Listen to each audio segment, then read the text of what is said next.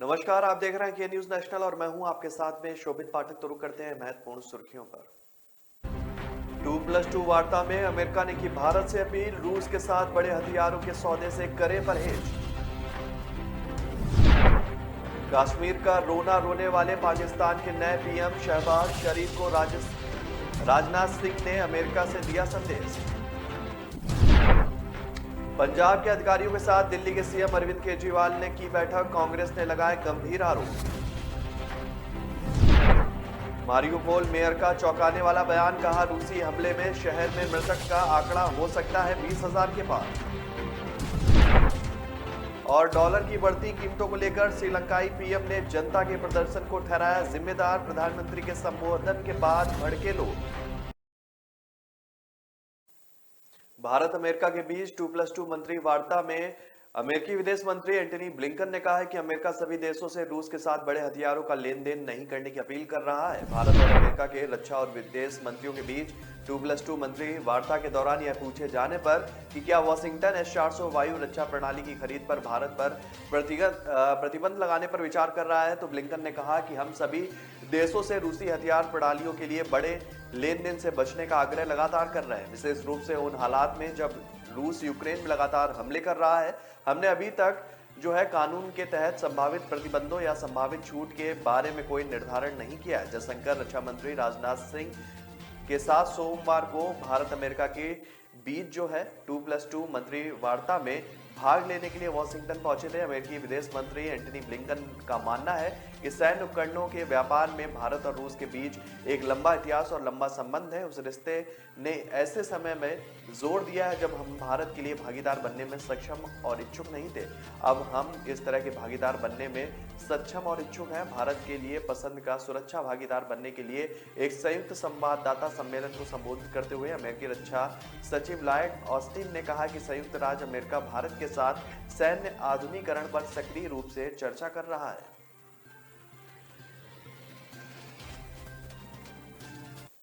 रक्षा मंत्री राजनाथ सिंह ने पाकिस्तान के नए प्रधानमंत्री शहबाज शरीफ को बधाई दी है। साथ ही उन्होंने एक संदेश भी दिया है। राजनाथ सिंह ने कहा कि अपने पड़ोसी देश के नए प्रधानमंत्री को यही संदेश देना चाहेंगे कि वे अपने यहां आतंकवाद पर लगाम लगाने में कामयाबी हासिल करें। हमारी उनको शुभकामनाएं हैं। राजनाथ सिंह ने 2+2 वार्ता के लिए अमेरिका के दौरे पर हैं और इससे पहले प्रधानमंत्री नरेंद्र मोदी ने भी शहबाज शरीफ को बधाई दी है। उन्होंने ट्वीट किया कि मियां मोहम्मद शहबाज शरीफ को पाकिस्तान का प्रधानमंत्री चुने जाने पर बधाई।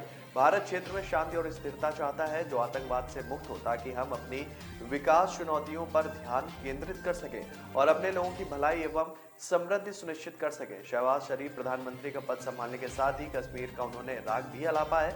उन्होंने पद संभालने के बाद प्रधानमंत्री नरेंद्र मोदी को संदेश देते हुए कहा कि कश्मीर मुद्दे का समाधान कश्मीरी लोगों की इच्छा के मुताबिक किया जाना चाहिए। शहबाज शरीफ ने कहा कि हम भारत के साथ बेहतर रिश्ते चाहते हैं, लेकिन जब तक कश्मीर मुद्दे पर शांतिपूर्ण तरीके से समाधान नहीं निकाला जाता ये संभव नहीं है। शहबाज शरीफ ने कहा कि हम कश्मीरी लोगों को उनके हाल पर नहीं छोड़ सकते। कूटनीति के तौर पर हम कश्मीरी लोगों को अपना समर्थन देना जारी रखेंगे। शहबाज शरीफ ने कहा कि कश्मीर में गरीबी को खत्म करना चाहिए। शहबाज शरीफ की तरह से अनुच्छेद 370 को लेकर भी बयान दिया गया। उन्होंने भारत को लेकर कोई टिप्पणी नहीं की, लेकिन पाकिस्तान की पूर्व की सरकार पर निशाना साधा। शहबाज शरीफ ने कहा कि पूर्व की सरकार उस समय कोई एक्शन नहीं ले पाई जब अनुच्छेद 370 हटाया गया। पंजाब में आम आदमी पार्टी की सरकार बनने के बाद से ही कांग्रेस का आरोप है कि सीएम भगवंत मान सरकार को दिल्ली से कंट्रोल किया जा रहा है। कांग्रेस लगातार यह दावा कर रही है कि दिल्ली के सीएम अरविंद केजरीवाल पंजाब की सरकार पर नियंत्रण रख रहे हैं और इस वजह से सरकार स्वतंत्रता से काम नहीं कर पा रही। इस बीच कांग्रेस की पंजाब इकाई के अध्यक्ष अमरिंदर सिंह राजा वड़िक ने दावा किया है कि सीएम भगवंत मान और विद्युत मंत्री हरभजन की गैर मौजूदगी में दिल्ली के सीएम अरविंद केजरीवाल राज्यसभा सांसद राघव चड्ढा ने बैठक की। अमरिंदर ने दावा किया कि इस बैठक में विद्युत सचिव दिलीप कुमार, दिल्ली सरकार के मंत्री सतीश जैन और पीएसपीएल अध्यक्ष बलदेव सिंह सरन भी मौजूद थे। अमरिंदर सिंह ने ट्वीट किया कि सीएम अनिरुद्ध तिवारी और विद्युत सचिव दिलीप कुमार दिल्ली, सीएम अरविंद केजरीवाल, एमपी राघव चड्ढा, दिल्ली के मंत्री सत्येंद्र जैन ने मुख्यमंत्री की अनुपस्थिति में आधिकारिक बैठक की है। रूस यूक्रेन युद्ध का आज 48वां दिन है। रूसी हमले में यूक्रेन के कई शहर पूरी तरह से तबाह हो गए हैं। यूक्रेन के बंदरगाह शहर मारियोपोल के मेयर ने दावा किया है कि रूसी हमलों में 10,000 से अधिक आम लोगों ने अपनी जान गंवा दी है। उन्होंने सोमवार को कहा कि रूसी बलों द्वारा शहर के घेराव के दौरान किए गए हमलों में 10,000 से अधिक आम लोगों की जान चली गई है। मेयर बी बायशेको ने एसोसिएट प्रेस वार्ता में कहा कि रूसी हमले के कारण मारियोपोल में मृतक संख्या बढ़कर 20,000 के पार जा सकती है, क्योंकि सड़कों पर कफन से ढकी लाशें देखी जा सकती हैं। मेयर ने यह भी दावा किया कि रूसी बल शवों को ठिकाने लगाने के लिए अपने साथ कुछ उपकरण भी लाए थे। उन्होंने आरोप लगाया कि रूसी बल कई शवों को एक विशाल शॉपिंग केंद्र ले गया और उन्हें आग के हवाले कर दिया गया। इस बीच यूक्रेन के राष्ट्रपति जेलेंस्की ने आशंका जताते हुए कहा कि रूस यूक्रेन में रासायनिक हथियारों का इस्तेमाल कर सकता है। राष्ट्रपति जेलेंस्की ने पश्चिमी देशों से रूस के खिलाफ और कड़े प्रतिबंध लगाने का भी आह्वान किया है। श्रीलंका के प्रधानमंत्री महिंद्रा राजपक्षे ने आर्थिक संकट और बड़े पैमाने पर विरोध प्रदर्शनों के बीच कल रात देर को संबोधित किया।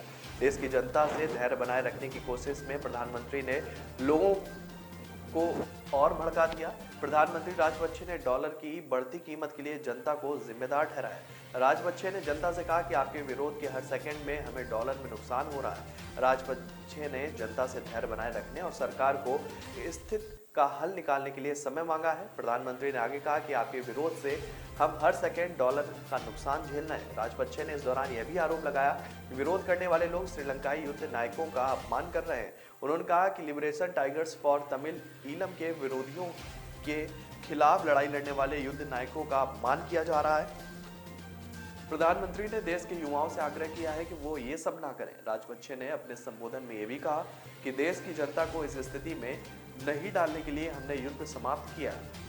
लोग कतार में ना खड़े रहें, इसलिए राजमार्गों का निर्माण किया गया है। हमने बंदरगाहों का निर्माण इसलिए किया है कि जिससे तेल के जहाजों को निष्क्रिय ना किया जाए। उन्होंने आगे कहा कि जब तक हमें उनके भुगतान के लिए डॉलर नहीं मिलते, तब तक हम इस संकट से बाहर निकलने के लिए हर संभव प्रयास करेंगे। उन्होंने कहा कि मैं और मेरे परिवार ने इस दौरान सबसे अधिक अपमान सहा है, लेकिन आप सभी से अनुरोध है कि उन युद्ध नायकों का अपमान ना करें जिन्होंने हमारे देश को आतंकवाद से बचाया।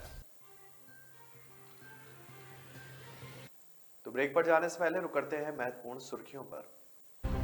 2+2 वार्ता में अमेरिका ने की भारत से अपील, रूस के साथ बड़े हथियारों के सौदे से करे परहेज। कश्मीर का रोना रोने वाले पाकिस्तान के नए पीएम शहबाज शरीफ को राजनाथ सिंह ने अमेरिका से दिया संदेश।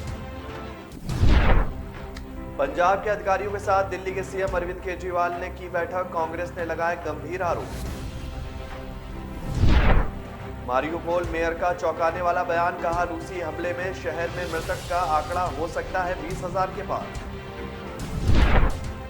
और डॉलर की बढ़ती कीमतों को लेकर श्रीलंकाई पीएम ने जनता के प्रदर्शन को ठहराया जिम्मेदार, प्रधानमंत्री के संबोधन के बाद भड़के लोग। न ऐश का न द्वेष का, यह दंगल है देश का। सुलगती समस्याओं के जुलसते सवालों का होगा दंगल देश का। प्रशासन के प्रश्नों को लेकर होगा दंगल देश का। शिक्षा, स्वास्थ्य, समाज, कानून और व्यवस्था के आज क्या है हालात। सोमवार से शुक्रवार रोज रात 8 बजे जलपा क्षत्रिय के साथ दंगल देश का। ब्रेक के बाद फिर स्वागत है आपका। रुक करते हैं आगे की खबरों पर। पंजाब के मुख्यमंत्री भगवंत मान आज 3 बजे दिल्ली के मुख्यमंत्री अरविंद केजरीवाल से मुलाकात करेंगे। सूत्रों के मुताबिक पंजाब में जल्द ही केजरीवाल की पहली गारंटी 300 यूनिट मुफ्त बिजली का ऐलान हो सकता है। पंजाब में 300 यूनिट फ्री करने के लिए मिशन मोड पर पूरी तैयारी चल रही है। सोमवार को मान ने पंजाब के वरिष्ठ अधिकारियों से भी मुलाकात की थी। मंगलवार को भगवंत मान राष्ट्रपति रामनाथ कोविंद और उपराष्ट्रपति से भी मुलाकात करेंगे। आम आदमी पार्टी की तरफ से पंजाब विधानसभा चुनाव में 300 यूनिट बिजली मुफ्त देने की पहली गारंटी दी गई थी। हालांकि सरकार बनने के बाद इस दिशा में कोई काम न होने से विरोधी जो है सरकार पर लगातार हमलावर है। शिरोमणि अकाली दल और कांग्रेस ने कहा था कि पंजाब के लोगों को पहली गारंटी के रूप में आपने 300 यूनिट मुफ्त बिजली देने का वादा किया था। पंजाब के लोग अब फ्री बिजली का इंतजार कर रहे हैं। इससे पहले गुरुवार को राज्य सरकार ने पंजाब के लिए बिजली टैरिफ जारी कर दिया था। इसमें सरकार ने दरों में इजाफा नहीं किया गया और लेकिन 300 यूनिट मुफ्त बिजली का कोई भी जिक्र नहीं किया गया। अकाली दल के प्रवक्ता डॉक्टर दलजीत चीमा ने कहा कि पंजाब के लोग 300 यूनिट मुफ्त बिजली का इंतजार कर रहे हैं। विशेष सत्र में भी मुख्यमंत्री भगवंत मान ने मुफ्त बिजली का कोई जिक्र नहीं किया। इससे राज्य के लोगों को निराशा हुई है। कांग्रेस विधायक सुखपाल सिंह खैरा ने भगवंत मान सरकार की पहली कैबिनेट बैठक में 300 यूनिट मुफ्त बिजली की गारंटी को पूरा नहीं किया गया कहने की बात कही है। राज्य के लोगों ने उन पर पूरा विश्वास जताया है, इसलिए मुख्यमंत्री की जिम्मेदारी और भी बढ़ जाती है। यूपी में गर्मी से आज कई जगहों पर राहत मिल सकती है। भारतीय मौसम विभाग के अनुसार आज प्रदेश के प्रयागराज, आगरा में धूप चलेगी, तो वहीं मेरठ सहित कुछ जगहों पर आसमान में बादल भी छाए रहेंगे। इसकी वजह से गर्मी से थोड़ी राहत जरूर मिलेगी। इसके अलावा मौसम विभाग के मुताबिक 13 से 17 अप्रैल के बीच कानपुर समेत कानपुर देहात, उन्नाव, हमीरपुर, हरदोई, फतेहपुर, फर्रुखाबाद, बांदा, जालौन, महोबा, कन्नौज, चित्रकूट, इटावा आदि जिलों में धूल भरी आंधी के साथ बारिश भी हो सकती है। गर्मी के इस सीजन की यह पहली बारिश होगी। दूसरी तरफ यूपी में वायु गुणवत्ता सूचकांक ज्यादातर शहरों में मध्यम या संतोषजनक श्रेणी में। लखनऊ में अधिकतम तापमान 41 और न्यूनतम तापमान 24 डिग्री सेल्सियस रहने का भी अनुमान है। मौसम साफ रहेगा। वायु गुणवत्ता सूचकांक मध्यम श्रेणी में बना हुआ है। उत्तर प्रदेश के मुख्यमंत्री योगी आदित्यनाथ ने सोमवार को राजधानी दिल्ली को पहुंचे और यहां पर उन्होंने राष्ट्रपति रामनाथ कोविंद और पीएम मोदी से मुलाकात की। मुलाकात के दौरान उनके साथ यूपी के दोनों डिप्टी सीएम भी मौजूद रहे। उनके साथ में सीएम केशव प्रसाद मौर्य और ब्रजेश पाठक भी साथ थे। यूपी के सीएम योगी आदित्यनाथ मुख्यमंत्री बनने के बाद दिल्ली की पहली यात्रा पर पहुंचे थे। यहां उन्होंने राष्ट्रपति रामनाथ कोविंद और पीएम मोदी से मुलाकात की। उनकी इस मुलाकात के दौरान यूपी के डिप्टी सीएम केशव प्रसाद मौर्य और ब्रजेश पाठक भी मौजूद रहे। माना जा रहा है कि सीएम योगी को बीजेपी संसदीय बोर्ड का सदस्य बनाया जा सकता है। यूपी में दूसरी बार बीजेपी की सरकार बनने के बाद माना जा रहा है कि पार्टी में योगी का कद काफी बढ़ गया। कहा जा रहा है कि योगी को जीत के इनाम के तौर पर संसदीय बोर्ड का सदस्य बनाया जा सकता है। सीएम योगी अपने दिल्ली दौरे के दौरान बीजेपी अध्यक्ष जेपी नड्डा, केंद्रीय गृह मंत्री अमित शाह और रक्षा मंत्री राजनाथ सिंह से भी उन्होंने मुलाकात की। इसके बाद उनका नाम संसदीय बोर्ड के सदस्य के रूप में घोषित किया जाएगा। आपको बता दें कि योगी की दूसरी बार सीएम बनने के बाद राजनीतिक पंडित उन्हें पीएम पद की रेस का दावेदार तक मान रहे हैं।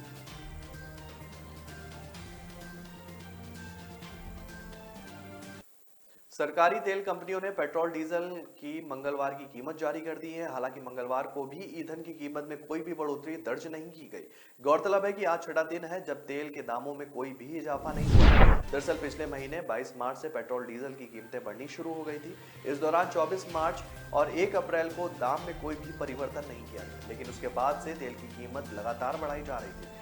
राष्ट्रीय राजधानी दिल्ली में पेट्रोल डीजल की कीमत में मंगलवार को कोई इजाफा नहीं किया गया है, यानी कि कीमत स्थिर है। जिसके बाद मंगलवार को दिल्ली में पेट्रोल के दाम 105 रुपए 41 पैसे, वहीं डीजल के दाम 96 रुपए 67 पैसे प्रति लीटर है। उत्तर प्रदेश में आगरा में मंगलवार को पेट्रोल की कीमत 104 रुपए 98 पैसे और डीजल की कीमत 96.54 रुपए प्रति लीटर हो गई है। पंजाब सरकार ने रात में 4 जिलों के नए एसएसपी की तैनाती का आदेश दिया है। पंजाब की पहली ओलंपिक निशानेबाज व अर्जुन अवार्डी अवनीत कौर सिंधु को फरीदकोट का एसएसपी नियुक्त किया गया। उन्हें आईपीएस वरुण शर्मा की जगह लाया गया है। अवनीत कौर को पंजाब सरकार ने साल 2020 में डीएसपी से पदोन्नति देकर एसपी बनाया था। पंजाब सरकार के प्रधान सचिव अनुराग वर्मा के अनुसार खन्ना जिले की खाली पड़ी एसएसपी की पोस्ट पर आईपीएस रवि कुमार को नियुक्त किया गया है। बटाला के एसएसपी की जिम्मेदारी आईपीएस राजपाल को दी गई है। इसके अलावा पीपीएस अधिकारी संदीप शर्मा को एसबीएस नगर का जिम्मा सौंपा गया है। पंजाब सरकार के आदेश के तहत अभी एसबीएस नगर और फरीदकोट में तैनात एसएसपी को नई तैनाती के लिए इंतजार करना पड़ेगा। आईपीएस कंवरदीप कौर और वरुण शर्मा को नए आदेश के तहत डीजीपी कार्यालय रिपोर्ट करनी होगी, वहीं से उन्हें नई जिम्मेदारी दी जाएगी। पंजाब की पहली महिला निशानेबाज अवनीत कौर सिंधु ने साल 2008 में बीजिंग ओलंपिक में हिस्सा लिया था और 30 अक्टूबर 1981 में बठिंडा में उनका जन्म हुआ था। ब्रेक पर जाने से पहले रुक करते हैं महत्वपूर्ण सुर्खियों पर। 2+2 वार्ता में अमेरिका ने की भारत से अपील, रूस के साथ बड़े हथियारों के सौदे से करे परहेज। कश्मीर का रोना रोने वाले पाकिस्तान के नए पीएम शहबाज शरीफ को राजनाथ सिंह ने अमेरिका से दिया संदेश। पंजाब के अधिकारियों के साथ दिल्ली के सीएम अरविंद केजरीवाल ने की बैठक, कांग्रेस ने लगाए गंभीर आरोप। मारियुपोल मेयर का चौंकाने वाला बयान, कहा रूसी हमले में शहर में मृतक का आंकड़ा हो सकता है 20,000 के पार। और डॉलर की बढ़ती कीमतों को लेकर श्रीलंकाई पीएम ने जनता के प्रदर्शन को ठहराया जिम्मेदार, प्रधानमंत्री के संबोधन के बाद भड़के लोग। न ऐश का न द्वेष का, यह दंगल है देश का। सुलगती समस्याओं के जुलसते सवालों का होगा दंगल देश का। प्रशासन के प्रश्नों को लेकर होगा दंगल देश का।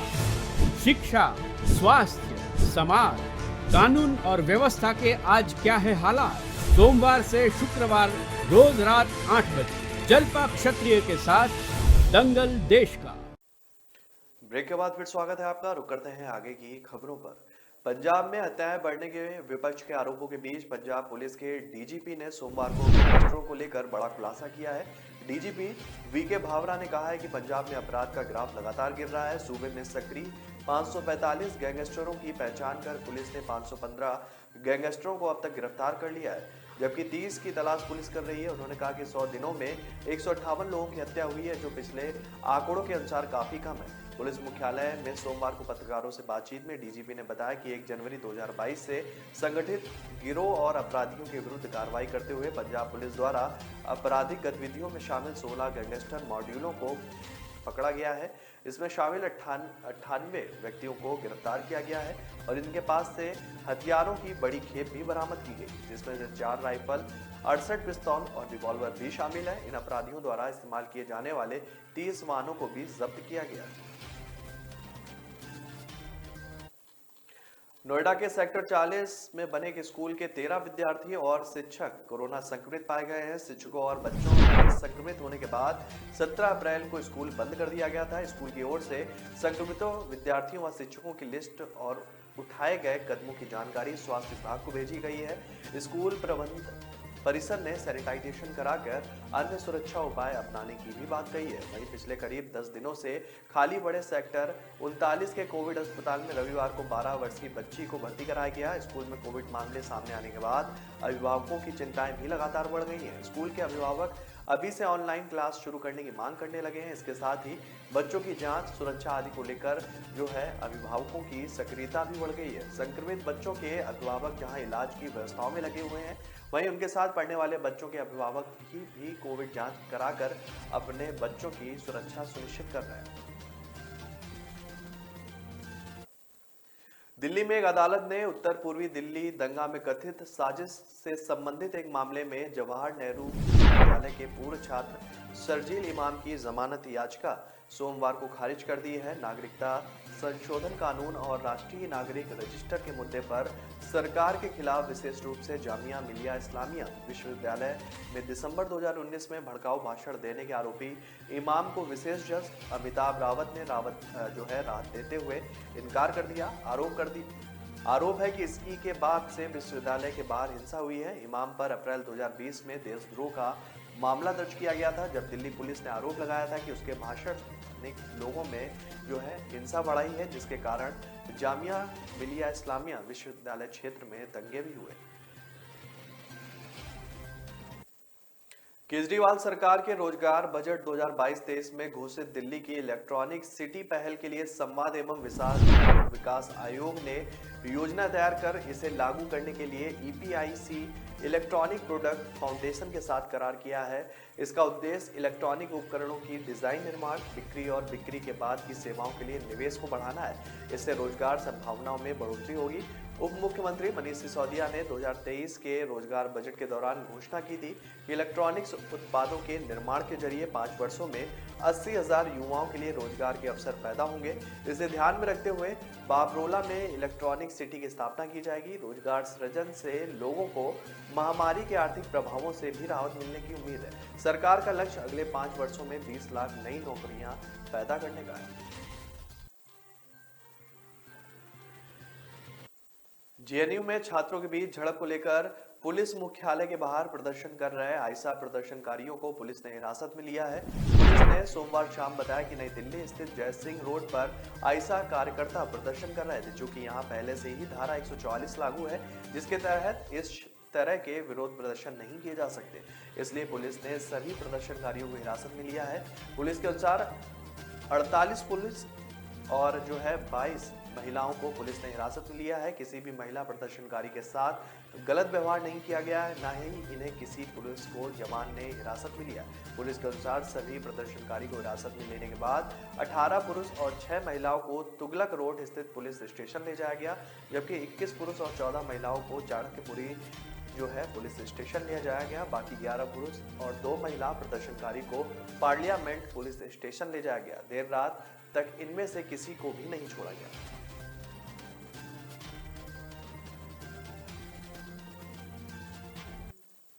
तो फिलहाल इस बुलेटिन में मेरे साथ इतना ही। आगे की खबरों के लिए बने रहिए के न्यूज नेशनल के साथ। तब तक के लिए नमस्कार।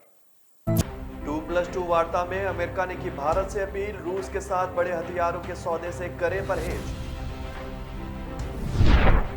कश्मीर का रोना रोने वाले पाकिस्तान के नए पीएम शहबाज शरीफ को राजनाथ सिंह ने अमेरिका से दिया संदेश। पंजाब के अधिकारियों के साथ दिल्ली के सीएम अरविंद केजरीवाल ने की बैठक, कांग्रेस ने लगाए गंभीर आरोप। मारियुपोल मेयर का चौंकाने वाला बयान, कहा रूसी हमले में शहर में मृतक का आंकड़ा हो सकता है 20,000 के पार। और डॉलर की बढ़ती कीमतों को लेकर श्रीलंकाई पीएम ने जनता के प्रदर्शन को ठहराया जिम्मेदार, प्रधानमंत्री के संबोधन के बाद भड़के लोग।